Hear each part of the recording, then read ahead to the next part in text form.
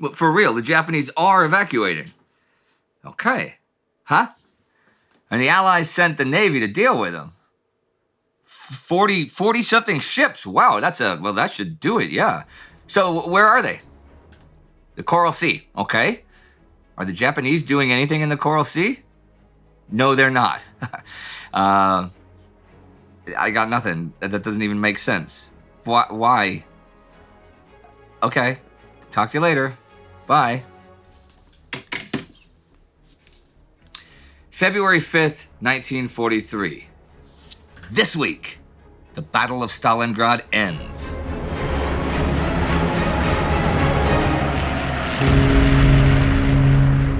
I'm Indy Neidell. This is World War II.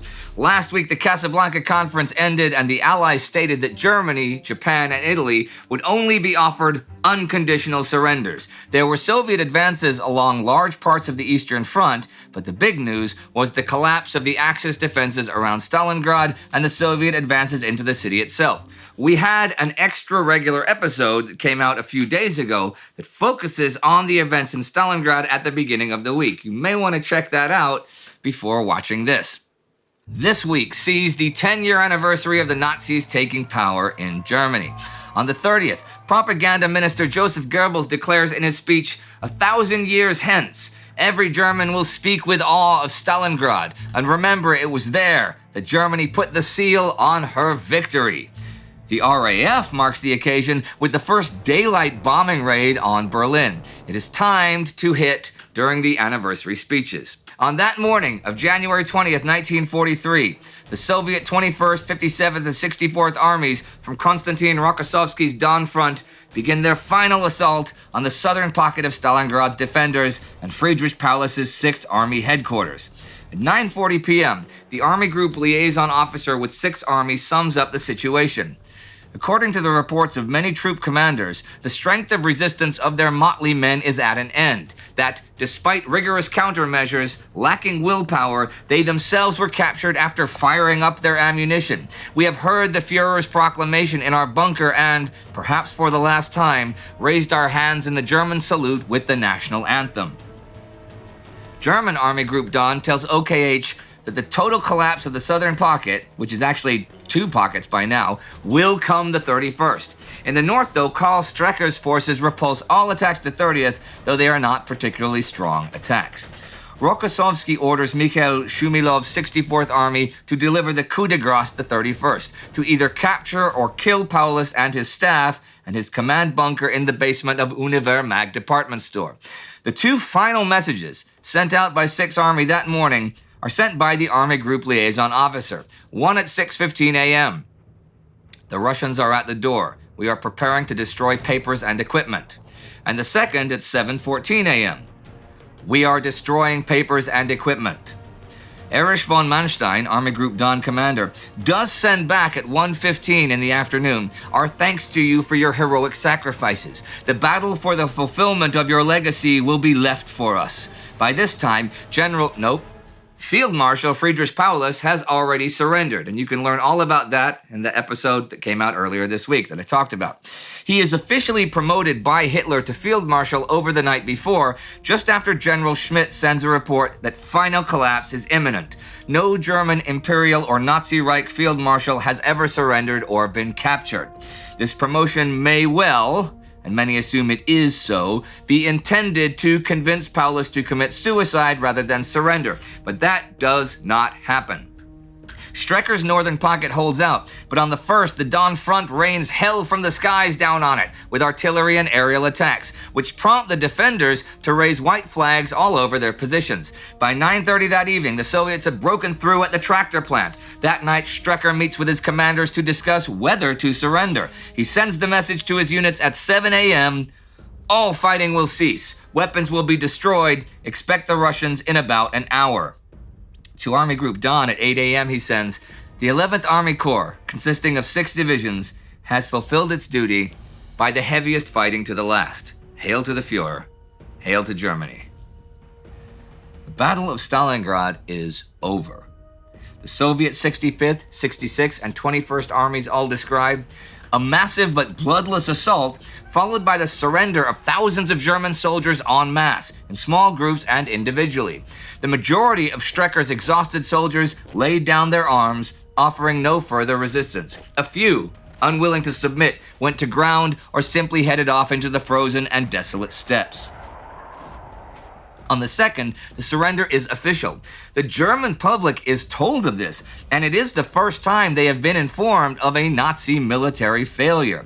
Of the 300,000 or so men originally surrounded in the pocket, over 160,000 have been killed. 40,000 mainly wounded were evacuated, and some 90,000 prisoners are marched off to Siberia. The Luftwaffe has lost 500 transport planes. On the 3rd, German radio announces 2 days of mourning for the Stalingrad disaster. For the German Sixth Army, the Wehrmacht's largest and one of, if not its most famous army, has ceased to exist. A lot of the Don Front's forces leave the city when the fighting ends, but the city still needs clearing. Different fortified regions, as they are called, are responsible for this, as well as the NKVD. And to deal with what resistance remains, they will organize what will be called the Stalingrad Operational Group of Forces and will take control of the forces doing security operations in the region. That battle might be over, but there is plenty of fighting going on this week in the Soviet Union. Operation Skachok, that began at the end of last week, continues this week as the Soviet Sixth Army advances, pushing the enemy back to the river Oskol as the week gets going. In fact, the Soviets advance so quickly that the German 320th Infantry, retreating at a slower pace, is soon nearly surrounded. On the 3rd, Kupiansk falls. By the 4th, the right flank of Sixth Army has reached the Seversky Donets River, and today the left takes Izium. They have covered 120 kilometers just this week. The 1st Guards Army has also been advancing this week further south, beginning the 29th, and they head for the railway hubs Slavyansk and Barvenkovo, by which the axes in the Donbass are being supplied, and by the end of the week are converging on Lysychansk from both north and south. Operation Zvezda, Star, begins on the 2nd with units of the Voronezh front, and it takes 20 kilometers the first day and another 20 the second day in the Veliki Burluk area. And by today, they've left that region, and the mobile formations of 3rd Tank Army are heading for the outskirts of Kharkov. In the Caucasus on the 30th, Soviets take Tikhoretsk and clear the Maykop oil fields. The German 17th Army and 1st Panzer Army, who are pulling back, are finding themselves more and more separated from each other, with the 17th in the Kuban and the 1st Panzers heading for Rostov.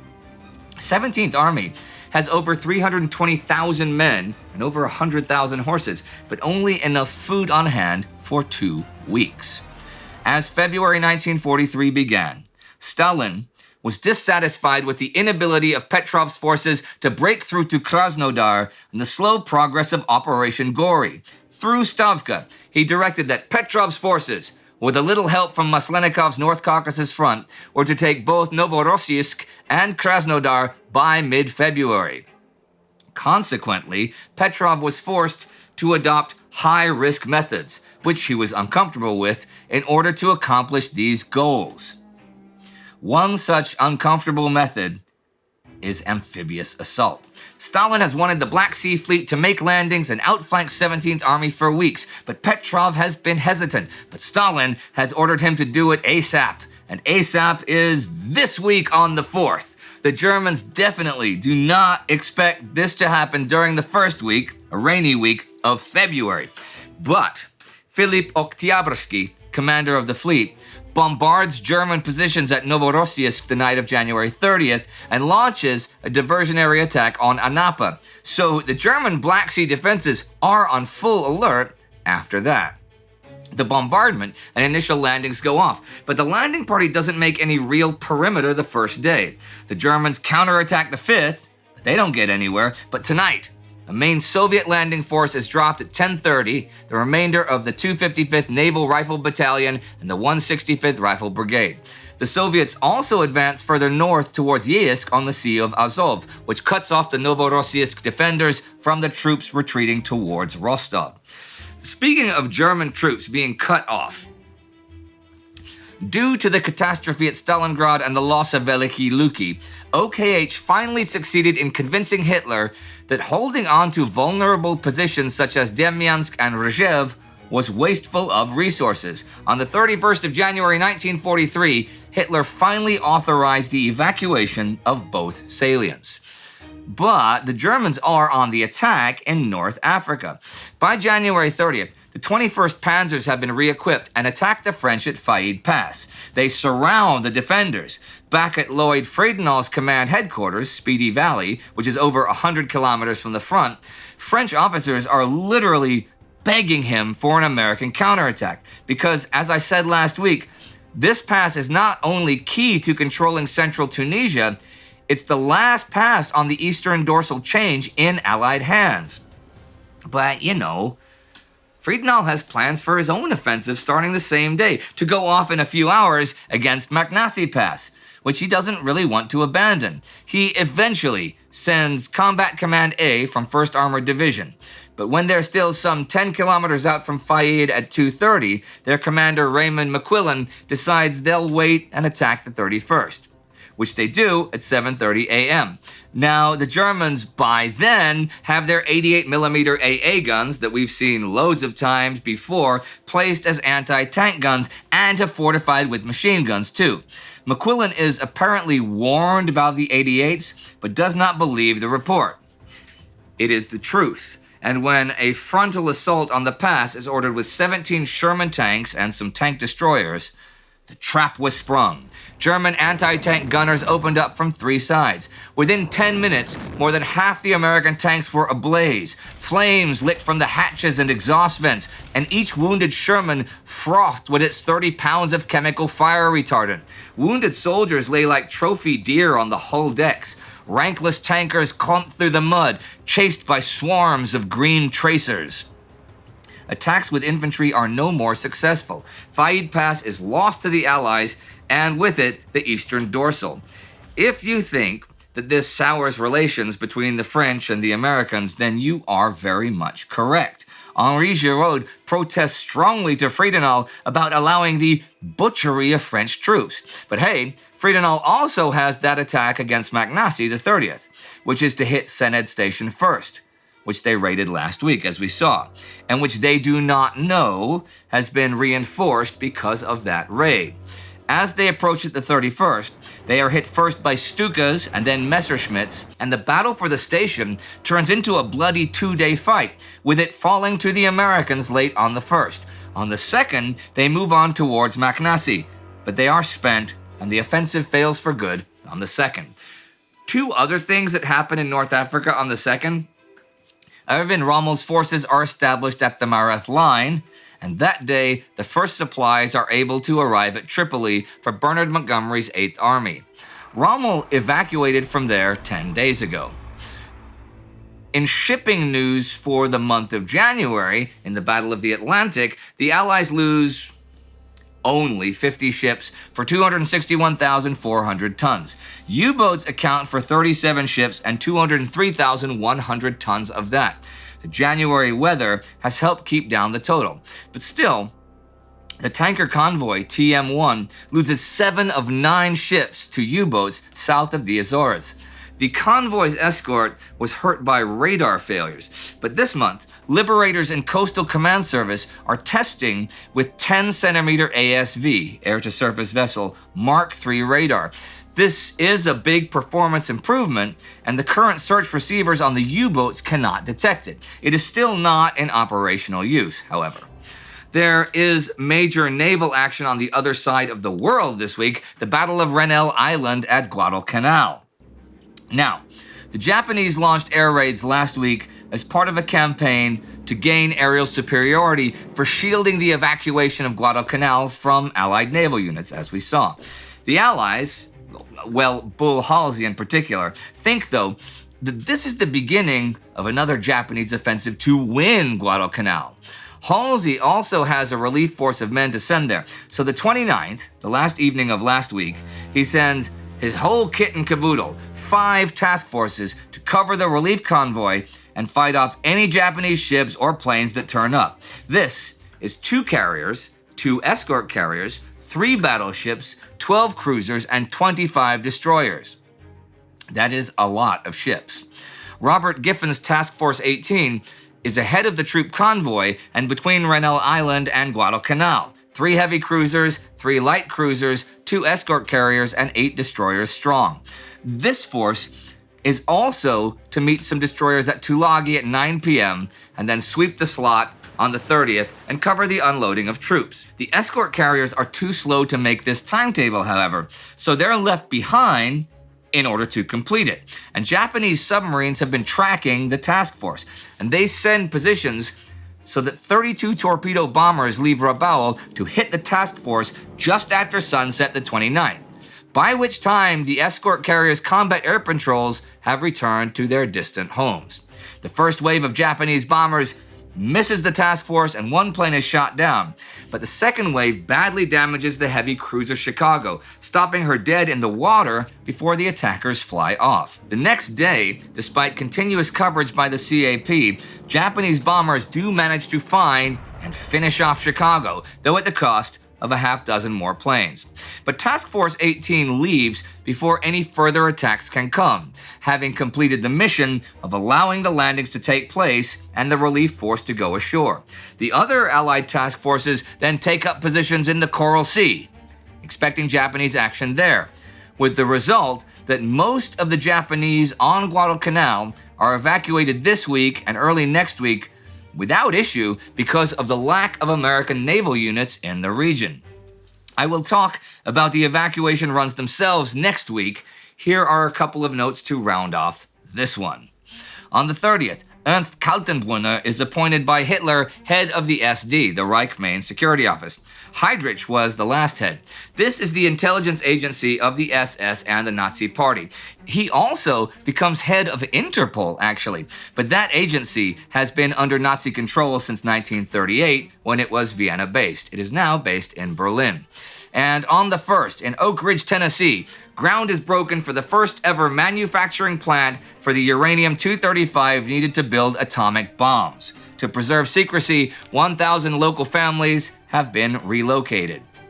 And that is the week, with fighting at sea and sky in the Solomons, by land in North Africa, and amphibiously in the Caucasus, and the end of the Battle of Stalingrad. And something I'd like to talk about here to finish off today about the Guadalcanal campaign and its importance in the global picture of the war. Some people have written comments asking why I cover it or the whole Pacific in such detail, since it seems to them to be a sideshow, but it is not, and those people miss its significance. Last year, 1942, what Germany really wanted from Japan was not an attack on the USSR, but a major offensive in the Indian Ocean. The Germans kept repeating to their East Asian ally the urgency of such a step. Here was the opportunity to cut off the supply route to Russia across Iran and to the whole British North African theater. Hardly a single meeting between German and Japanese representatives in Berlin or Tokyo took place in 1942 without this topic on the agenda. The Japanese did move a bunch of subs to the Indian Ocean in the first half of the year, and of course, we covered Kido Butai's Indian Ocean raid last April, and they had planned to do a lot more in that direction in the second half of the year. But then came Guadalcanal, and the long battle of attrition there on land, at sea, and in the skies, which precluded not only the Indian Ocean strategy they had kind of promised the Germans, but also continued submarine activity. They had to pull them to the South Pacific as well. So the British in North Africa could hold off the Germans and Italians and be resupplied across the Indian Ocean and Suez, and then take the initiative. And as the Soviets fought to keep the Axis from breaking through in the Caucasus, the supply line across Iran was still open. It is no coincidence that October 1942 was one of the 2 months during World War II that a majority of American supplies to Russia were carried across Iran. By the time the Japanese decided to evacuate Guadalcanal, the tide had turned in both North Africa and the southern section of the Eastern Front. The denial to Japan of opportunity in the Indian Ocean by the Solomons campaign could not be reversed. As the Germans and Japanese looked to the future, they could talk about what each would do, the Germans on the Eastern Front and the Japanese in the Pacific. But their hopes for a combined victory over their enemies still looked to a meeting in the Middle East and the Indian Ocean. But this has been blocked for the Japanese at Midway and Guadalcanal, as it has been blocked for the Germans at El Alamein and in the Caucasus. We actually did some extra regular episodes to better cover the Battle of Midway last year, and you can check out the first one right here. And these are the newest commissioned officers in the Time Ghost Army. The Time Ghost Army member of the week is Petra Stofanikova. I say it every week, but it is the army that finances all of our productions, which gives us the freedom to present the war how we wish to do so. For us to continue doing that, and expanding on that, join the army at timeghost.tv or patreon.com. And do not forget to subscribe. See you next time.